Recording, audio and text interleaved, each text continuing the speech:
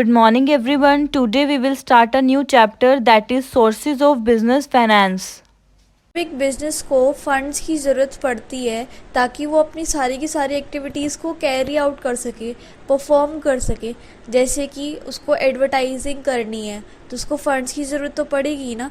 तो जो रिक्वायरमेंट होती है, जो बिज़नेस को चाहिए होती है फंड्स की, ताकि वो अपनी एक्टिविटीज़ को परफॉर्म कर सके, उसको हम क्या कहते हैं? Business finance. यानी अगर बिज़नेस को, यानी कि जो बिज़नेस को रिक्वायरमेंट होती है फंड्स की, उसको हम क्या कहते हैं? Business finance.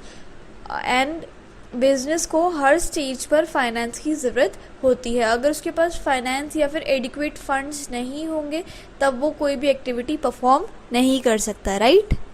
अब देखो, ओनरशिप के हिसाब से दो टाइप के फंड्स होते हैं। एक होते हैं ओनर्स फंड और एक होते हैं बोरोवर्ड फंड्स। तो ओनर्स फंड क्या होते हैं?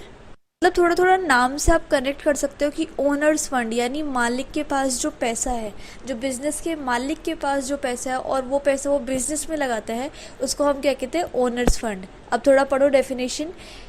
Owners fund means funds that are provided by owners of an enterprise. यानी एंटरप्राइज के जो ओनर्स हैं, यानी कि जो बिज़नेस के ओनर्स हैं, उनके द्वारा जो फंड्स, जो पैसा प्रोवाइड किया जाता है, उनको हम क्या कहते हैं? Owners fund. एंड ओनर कौन कौन हो सकते हैं? या तो वो सोल ट्रेडर होगा, ठीक है, या फिर वो पार्टनर होगा, शेयर होल्डर हो सकता है कंपनी का।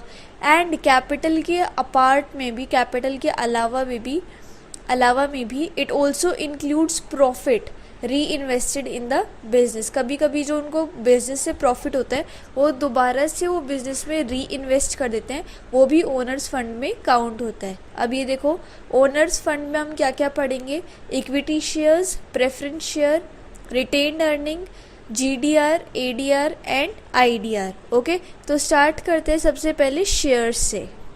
तो शेयर्स होते क्या हैं? देखो, हमें पता है कि जो कंपनी है वो शेयर्स इशू करती है मार्केट में, तो उन शेयर्स को लोग खरीदते हैं, ठीक है, अपना पैसे से उन शेयर्स को लोग खरीदते हैं। और जो खरीदते हैं फिर वो पैसे भी देते हैं।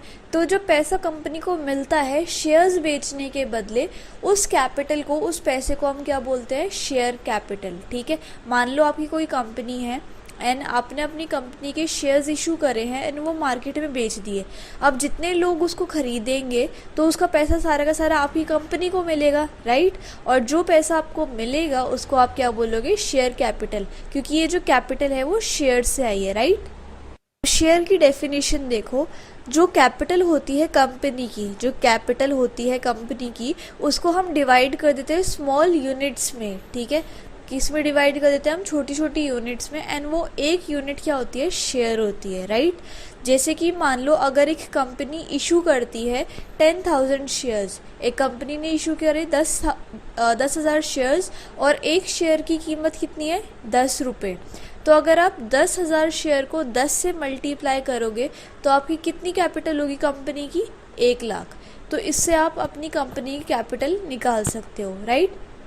तो अगर the person holding the share, जिस पर्सन के पास भी, जिस इंसान के पास भी शेयर्स होंगे वो कौन कहलाएगा? Share holder.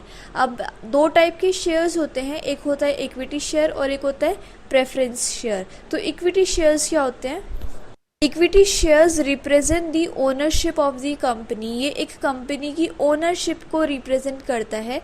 They have right to vote and right to participate in the management. And जिन जिन लोगों के पास इक्विटी शेयर होगा उनके पास कौन कौन से राइट होते हैं? एक तो वोटिंग कर सकते हैं और मैनेजमेंट में पार्टिसिपेट भी कर सकते हैं, ठीक है। अब पढ़ते हैं इक्विटी शेयर्स के मेरिट्स या फिर एडवांटेजेस। तो इक्विटी शेयर्स जो होते हैं वो परमानेंट कैपिटल होते हैं, यानी कि ये एक इम्पोर्टेंट सोर्स ऑफ फाइनेंस होते हैं लॉन्ग टर्म के लिए, ठीक है। और नो चार्ज ऑन एसेट्स, यानी कि अगर कंपनी फंड्स रेज करने के लिए इक्विटी शेयर्स इशू करती है तो उसको एसेट्स अपनी गिरवी नहीं रखनी पड़ती, उसको अपनी प्रॉपर्टी गिरवी नहीं रखनी पड़ती, ओके। हायर रिटर्न्स, जो इक्विटी शेयर होल्डर होता है उसको, मतलब अगर जिस भी कंपनी के उसने इक्विटी शेयर्स खरीदे हैं, अगर उसको प्रॉफिट होता है आगे आने वाले टाइम में उस कंपनी को, तो जिसने भी इक्विटी शेयर खरीदे हैं उसको हाई रिटर्न्स ऑफ प्रॉफिट मिल जाते हैं। कंट्रोल, जिनके पास भी इक्विटी शेयर्स होते हैं उनके पास कौन कौन से कंट्रोल होते हैं, एक तो राइट टू वोट और एक right to participate in the management. No burden on the company, यानी कि payment of equity dividend is not compulsory. जो कंपनी होती है उसको इक्विटी डिविडेंड अपने शेयर होल्डर्स को देना कंपल्सरी नहीं होता, राइट। तो इससे कोई भी बर्डन नहीं होता कंपनी पे कि उन्हें इक्विटी डिविडेंड